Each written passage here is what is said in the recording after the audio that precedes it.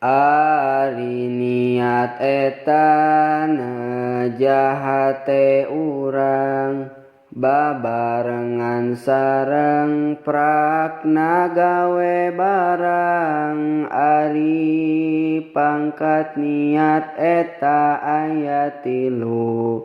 Hiji niat lamun dina sholat fardu maka wajib qasdu ta'yin sareng fardu.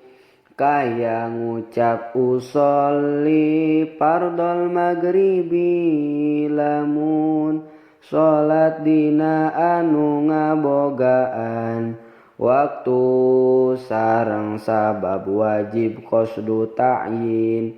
Lamun dina sunat mutlak maka wajib qasdu wungkul jabiti eta teu wajib. Lamun dina sunat mutlak maka wajib qasdu wungkul jabiti eta teu wajib.